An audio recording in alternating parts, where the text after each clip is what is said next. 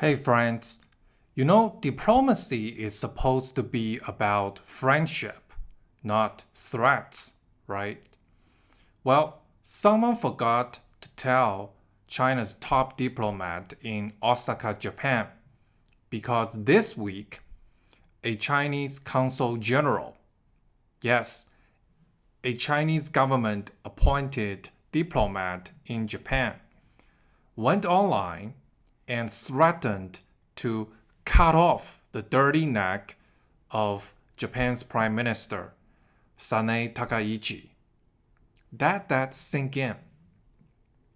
Not an internet troll, not some keyboard nationalist, a diplomat whose job is literally to build bridges, not chop heads off.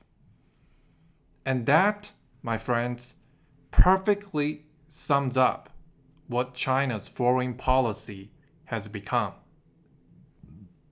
A mix of gangster talk, wounded pride, and zero self-awareness. And here's what happened. Prime Minister Takaichi said something completely normal during a speech, that if China invades Taiwan, Japan might consider it a threat to its own survival and therefore act under its defense laws to help defend Taiwan. That is called national security.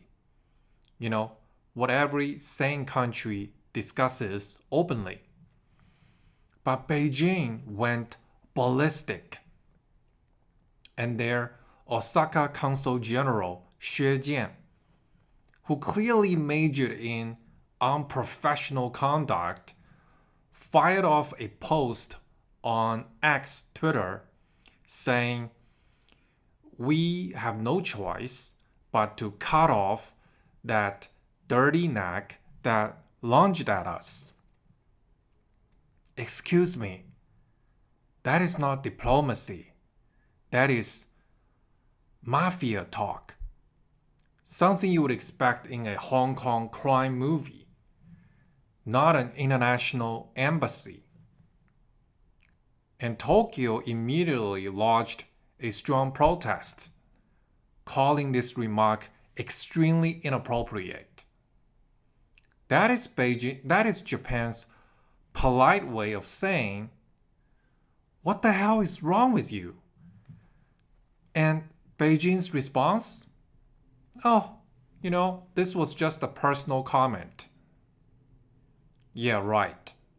Just a personal death threat from a top diplomat representing your country. Because obviously nothing screams peaceful rise like threatening to decapitate another nation's leader. And let's not pretend this Xue Jian incident is a one-off rogue. He's part of a full-blown pattern of Chinese diplomacy. The global embarrassment known as wolf warrior diplomacy. And let's take a quick world tour. In France, China's ambassador called French scholars brain damaged and low IQ. And in Canada, Chinese officials branded Trudeau's government America's lapdog. In Sweden, Beijing's ambassador threatened countermeasures because a comedy show mocked China. And in Australia, after Canberra asked for a COVID origin probe, China slapped tariffs on Australian wine and coal, and then lectured Australians about hurting the feelings of Chinese people.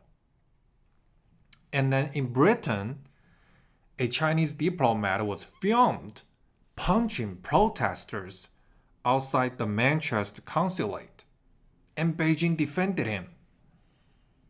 That is not diplomacy. That is state-sponsored thuggery. It's like the CCP handed every diplomat a new mission. Don't win friends, intimidate them. Now, you might ask, why would Xue Jian risk his career to post something so insane? Is he not fearful that he will be punished? Well, because under Xi Jinping's China, royalty beats competence. The modern Chinese bureaucracy doesn't reward diplomats for building friendships. It rewards them for barking the loudest. In Xi Jinping's China, every bureaucrat lives by one rule, which is whatever the emperor likes, the sycophants provides. So if Xi wants aggression, they deliver venom. If Xi wants nationalism, they crank it to 11. If Xi is angry at Japan, his underlings compete to sound tougher than each other, just to get noticed by the boss. It's like a national talent show of who can praise the emperor the loudest. Except in the case of diplomacy, instead of singing a song, they're threatening other countries. That's how they climb the ladder in the Chinese bureaucracy. Not by diplomacy, not by negotiation, but by performing outrage for the emperor's amusement. And Xue Jian's post was basically an audition tape for future promotion. He wasn't defending China's dignity. He was defending his career. But the rest of the world is not buying it anymore. Every time a Chinese diplomat rages online, China's reputation takes another hit. This wolf warrior diplomacy didn't make China respected. It makes China radioactive. This Xue Jian, his rant didn't scare anyone. It just confirmed what the world already suspects, that China's foreign policy is run by insecure men shouting into the void. And the irony? China loves to preach mutual respect and non-interference. But its diplomats act like drunk, nightclub bouncers who can't handle rejection. Imagine if a Western diplomat said, "We will cut Xi Jinping's neck." Beijing would call it an act of war immediately. But when China does it, just a personal opinion. Takaichi should reflect on her statement on Taiwan. This is diplomatic barbarism. And it exposes how far the CCP has fallen from basic civilization. Now, what should Japan and the free world do in light of these events? Well, appeasement only emboldens bullies. When these kind of blatant threats carry no consequences, they become the new baseline of future behavior. So I would say this Chinese diplomat, Xue Jian, in Osaka, Japan, should be expelled from Japan. Just kick this guy out of the country. Because a diplomat who publicly issues death threats has broken every form of diplomatic conduct. Japan should make that clear and make the consequences visible.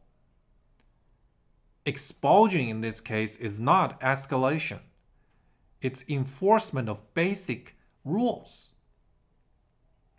So let's recap.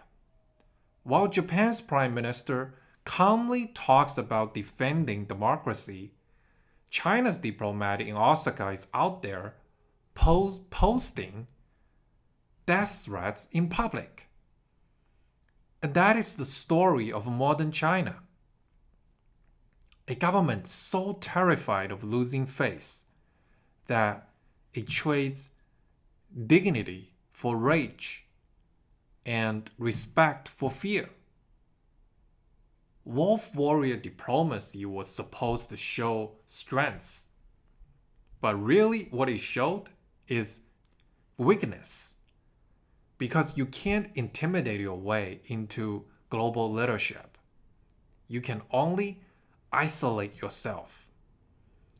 And Xi Jinping just proved it by giving the whole world a masterclass in how to destroy your country's reputation in just one post.